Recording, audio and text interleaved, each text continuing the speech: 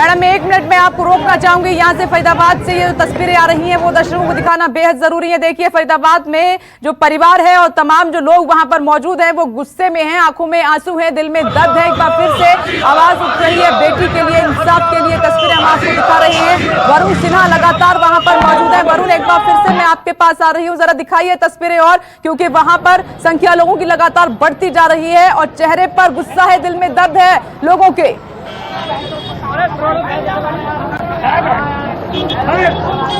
देखिए सीधे तौर पे ये लोग सोना रोड से निकल चुके हैं और अब सोना रोड से अब ये सीधे यहाँ से जा रहे हैं मथुरा रोड।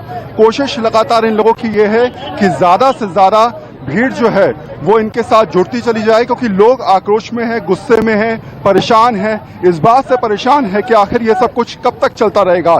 इस बात से परेशान है कि आखिर ये तमाशा जिस तरीके से होता है, जिस तरीके से चीजें बदल जाती हैं, पुलिस एक बार भी सुध नहीं लेती और पूरे दिन 24 घंटे घटना घटने के बाद भी पुलिस की तरफ से कोई स्पष्टीकरण नहीं आता। उस बात से फरीदाबाद की जनता परेशान है। मैं आपको बता दूं कि अभी तक जो है वो फरीदाबाद के करीब 5 से ज्यादा चौराहों पर लोगों ने ट्रैफिक जाम कर दिया है, लोग सड़कों पे उतर आए हैं और एक तरीके से अगर आप देखेंगे तो आप इन विजुअल्स में देख सकते हैं कि किस तरीके से जनता जो है वो आक्रोश में है, गुस्से में है और लगातार पैदल मार्च कर रही है। अब तक ये करीब 3 से 4 किलोमीटर पैदल चलकर मथुरा रोड की तरफ ये लोग जा रहे हैं। और एक और बात भी आप समझ लीजिए कि ये स्थिति, ये तमाम स्थिति कभी एक दिन में नहीं बनती। ये स्थिति बनती है कई दिनों के आक्रोश से, कई दिनों के हालातों से, और शायद यही वजह है कि इसके बाद लगातार ये लोग अब उन सड़कों पर उतर के आए हैं। जो हालात बने हैं उससे आप क्या कहेंगे? वरुण, आपने लोगों से बातचीत की, परिवार से भी बातचीत की है कि नाराजगी कहां तक जाएगी, क्या कहना है उनका, क्या मांग कर रहे हैं वो और कहां तक पहुंचेंगे आगे चलकर? तड़पी है वैसे भी, वो भी तड़पे ऐसे ही। देखिए उनकी बहन मेरे साथ है इस समय। क्या आपको लगता है कि बहुत बड़ी प्रशासन की कमी हुई जिसके बाद ये हालात बने? हाँ, क्योंकि 2 साल पहले भी केस हुआ था जब उसका किडनैप कर लिया था। अगर तभी थोड़ा कुछ टाइट कर लेते तो अब ये नौबत नहीं आती दोबारा से। देखिए सीधे तौर पे 2 साल पहले, आइए 2 साल पहले, यही बात मैं आपको लगातार कह रहा हूं कि 2 साल पहले निकिता को किडनैप किया गया था, उसको 2 दिन बाद छुड़वाया गया था। ऐसे में अगर 2 साल पहले शायद पुलिस हरकत में आती, उस समय एक्शन ले लिया जाता तो ये हालात नहीं बनते। और यही बात पिता कह रहे हैं, यही बात इनकी बहन कह रही है, यही बात इनकी माँ कह रही है और तमाम फरीदाबाद की जनता भी ये बात बोलती नजर आ रही है कि अगर पहले जाग जाते तो ऐसे हालात अब नहीं बनते। अगर पहले एक्शन लिया जाता तो ये परिस्थिति दोबारा नहीं बनती। अगर पहले कार्रवाई कर दी जाती तो आज ये लोग सड़कों पर नहीं उतरते और शायद अब देश की जनता भी इस स्थिति में।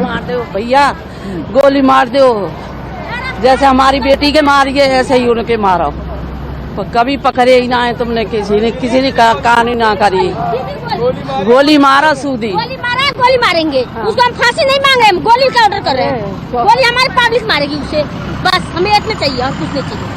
इंसाफ चाहिए, इंसाफ की डिमांड है, इंसाफ के लिए अब ये दरकार है। इंसाफ के लिए लोग सड़कों पे उतरे हैं। इंसाफ की ये सोच है कि अब सड़कों पे उतर के इनको वो इंसाफ मिलना चाहिए जिसकी लगातार अब ये लोग दरकार कर रहे हैं। एक बात यहाँ पर तमाम लोगों के चेहरे पर शब्दों के जरिए आप समझ लीजिए कि जो स्थिति बनी है वो शायद पूरे देश के लिए भी एक सीधे तौर पे समझाने वाली बात है कि अब पब्लिक जो है वो चाहती है कि इस प्रकार की जो भी चीजें होती हैं उस पर एक्शन प्लान तुरंत होना चाहिए। इस प्रकार की जो भी कंप्लेंट आती हैं उस पर तुरंत एक्शन होना चाहिए, क्योंकि अगर उस पर लापरवाही बढ़ती जाती है तो हालात इस जैसे हो जाते हैं। वरुण, आप सही कह रहे हैं कि देरी का ही नतीजा है कि अपराधियों के, इन बदमाशों के हौसले बुलंद होते हैं। एलन राव सर, मैं आपके पास आ रही हूं। देखिए फरीदाबाद में आक्रोश है, गुस्सा है और परिवार बहुत ज्यादा कहने की स्थिति में नहीं है। वो पीड़िता की बहन को आपने सुना, मां को सुना, आंखों में आंसू हैं, बोलने की स्थिति में नहीं है। लेकिन एक बात जरूर कह रहे हैं कि 2018, 2 साल पहले अगर पुलिस इस मामले में कुछ करती तो आज उसकी बहन जिंदा होती, मां की बेटी जिंदा होती। यानी कि पूरी तरीके से इस मामले में पुलिस की नाकामी दिखाई दे रही है। देखिए हम सबकी इसमें संवेदना है और बहुत ही हम इस परिवार के साथ में हम सिंपैथी रख रहे हैं, क्योंकि इनकी बेटी को इस प्रकार से दिन दहाड़े मार दिया गया। लेकिन यहाँ पर एक बहुत जरूरी चीज देखने वाली बात है, अगर 2 साल पहले इसकी किडनैपिंग का अटेम्प्ट हुआ था तो उस केस में क्या किया, ये इसकी इंक्वायरी और इसकी पूछताछ होना जरूरी है उन पुलिस ऑफिसर्स के लिए जिन लोगों ने ये 2 साल पहले वाली घटना को डील किया था। क्यों नहीं उन्होंने उस पर सही एक्शन लिया? अगर वो सही एक्शन उस टाइम पे हो जाता तो आज हो सकता है ये घटना नहीं होती। तो ये कहीं ना कहीं पुलिस की, अगर ये बात सही है कि 2018 में ऐसी घटना हुई थी और उसकी रिपोर्ट हुई थी, तो जिस थाने में रिपोर्ट हुई थी उस थाने के प्रभारी के लिए जिम्मेवारी बनती है कि उसने इसके केस में क्या काम किया था। जनरली ऐसा देखा जाता है, कई बार पुलिस अफसर इस बात की लापरवाही कर जाते हैं कि छोटी मोटी बातों को समझ के उसको फैसला करने की कोशिश करते हैं। वही एक बड़ा कारण होता है कि आगे बहुत करने में भी आनाकानी होती है। सबसे पहले बहुत बड़ा अपराध का रूप आनाकानी करते हैं एफआईआर दर्ज करने में भी। यस, ये भी एक बात है कि वो सही टाइम पर कोई रिपोर्ट करने आते हैं वहां पर पुलिस स्टेशन में, उसकी एफआईआर दर्ज करने में गुरेज करते हैं। और इन्हीं का ये नतीजा है कि अपराधियों के हौसले बुलंद होते हैं और पुलिस इसमें ढीली ढाली प्रैक्टिस करने के बाद में सर, यहाँ पर एक सवाल मैं आपसे पूछती हूँ सर, एनकाउंटर स्पेशलिस्ट आप रहे हैं, आपके समय में जो अपराधियों में खौफ था वो अब क्यों नहीं दिखाई देता? कहां पर कमी है सर? वो वर्दी से थर-थर कांपने चाहिए ये अपराधी, लेकिन अब ऐसा कुछ दिखाई नहीं देता सर। देखिए, मैं बिल्कुल आपकी बात से सहमत हूं कि पुलिस और प्रशासन का अपराधियों के दिमाग में डर होना चाहिए और पुलिस का डर, अपराधियों पर डर होना चाहिए और पुलिस की सिंपैथी और पुलिस की हमदर्दी जो विक्टिम होते हैं उनके साथ में होनी चाहिए। तो इसलिए मैं हमेशा यही कहता हूं कि पुलिस को एक डुअल पर्सनैलिटी होनी चाहिए, अपराधियों के लिए एक खौफ बने और जो सिविलाइज्ड आदमी है, जो सीनियर सिटीजन, जो दूसरे जो कानून को पालन करने वाले हैं, उनके लिए सिंपैथी से बात करें। तो कहीं ना कहीं यहाँ पर पुलिस का डर खत्म हो रहा है और अपराधी इस पे बहुत ज्यादा बोल्ड होते जा रहे हैं, जो इस प्रकार से दिन दहाड़े ऐसा काम करने के लिए नहीं उसको सचा रहे हैं। तो मैं समझता हूं इस केस में जितनी जल्दी से जल्दी बाकी जो अपराधी हैं उनको भी पकड़कर और उसकी इन्वेस्टिगेशन इस ढंग से की जाए कि कोई एविडेंस ऐसी कमी ना रहे किसी केस में, तो वो और उसकी ट्रायल जल्दी से जल्दी। और सर, कब तक पुलिस की लापरवाही ही लाहवाली का नतीजा ये देश की बेटियां भुगतती रहेंगी और अपराधियों के ये हौसले और ज्यादा बुलंद होते चले जा रहे हैं। रेखा जी, मैं आपके पास आ रही हूं। मैडम, अब आप पूरा केस समझ गई हैं, इसमें पूरा जो लीगली पहलू है वो मैं आपसे समझना चाहती हूँ। देखिए, देश में सबसे बड़ी सजा तो फांसी है, फांसी भी हो चुकी है, लेकिन उसके बावजूद भी आप देखिए नतीजा क्या है। देखिए, जैसे मैंने पहले भी कहा कि बहुत ही अफसोस की बात है कि हमारे देश में कानून का बिल्कुल भी खौफ नहीं है और हर जो आरोपी है वो ये सोचता है कि मैं अपने केस से बच जाऊंगा, जैसे फलाना व्यक्ति बच गया था मैं भी बच जाऊंगा, क्योंकि केसेस को हमारे यहाँ पे सॉल्व होने के अंदर बहुत लंबा समय लगता है। तो उसके अंदर और जो कन्विक्शन रेट इतनी ज्यादा कम है, किस तरीके से सबूतों के साथ खिलवाड़ करी जाती है, कहाँ कमी आप देखती हैं? कहाँ कमियां देख रही हैं आप?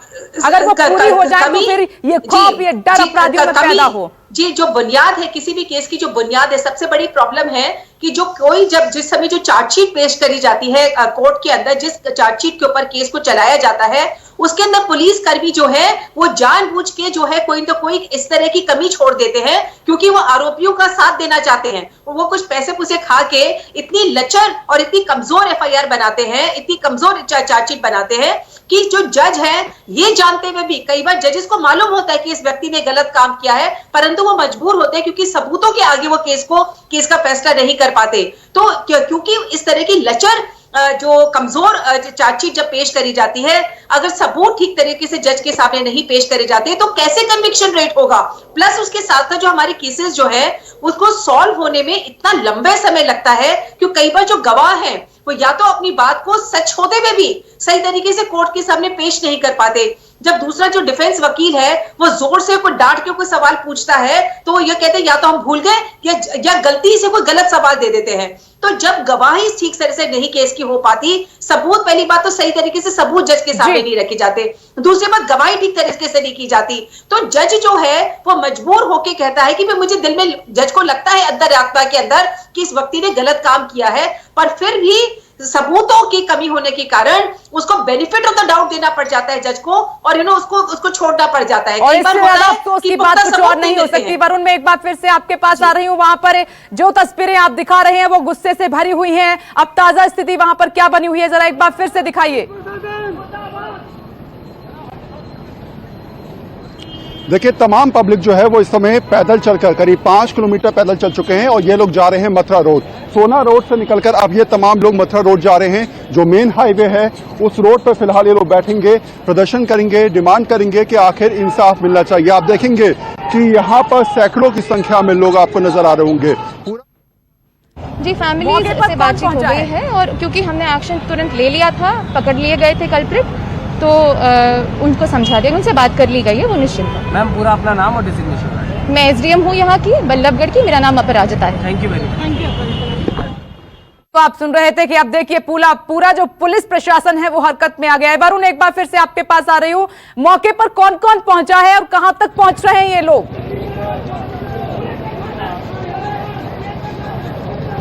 देखिए, मथुरा रोड ये लोग जा रहे हैं, सोना रोड से निकल चुके हैं। मौके पर अगर पहुंचने की बात करें तो अब तो प्रशासन जागेगा, अब तो प्रशासन की नींद खुलेगी। अब तो प्रशासन को लगेगा कि अगर अब नहीं जागे तो बहुत ज्यादा देर हो जाएगी। सड़कों पर जब लोग उतर जाते हैं तो तब तो नींद खुलनी लाजमी है, और शायद यही वजह है कि इस समय तमाम प्रशासन के अधिकारी, चाहे वो कमिश्नर की बात करें, चाहे वो एसडीएम की बात करें, चाहे वो जिला स्तर के जितने भी लोकल पुलिस वाले हैं उनकी बात करें, वो तमाम लोग आपको नजर आएंगे। लेकिन ये शायद पहले अगर आ जाते तो स्थिति ऐसी नहीं बनती। पहले अगर कोशिश की जाती इंसाफ दिलाने की तो ऐसे हालात ना बनते। जब सड़कों पे लोग उतरेंगे तो क्या तभी इंसाफ की बात की जाएगी? जब सड़कों पे लोग यहां पर उतर के इंसाफ की डिमांड करेंगे, क्या तब पुलिस प्रशासन जागेगा? और शायद यही वजह है कि इस समय लोगों के अंदर आक्रोश है। क्या आपको लग रहा है कि जो स्थिति बनी है, लगातार लोग सड़कों पे चल रहे हैं, 5 किलोमीटर आप लोग पैदल चल चुके हैं, क्या चाहते हैं आप लोग? न्याय चाहते हैं। जिस तरह से यूपी में एनकाउंटर हुआ, जिस तरह से हैदराबाद में एनकाउंटर हुआ, उसी तरह से चाहते हैं सब लोग के एनकाउंटर हो और तुरंत न्याय मिले। क्योंकि काफी देर से, सुबह से यहाँ पे लोग बैठे हुए हैं, एक को पकड़ लिया, दूसरे को अभी तक पकड़ा भी नहीं गया है, उसी को चाहते हैं लोग। आप देखिए तो यहाँ पर महिलाएं भी हैं। मैम, जो स्थिति बनी है मैं देख रहा हूँ, 4-5 किलोमीटर लगातार लोग पैदल चल के जा रहे हैं, इंसाफ की डिमांड कर रहे हैं। इंसाफ की डिमांड, इंसाफ मिलना चाहिए बच्ची को।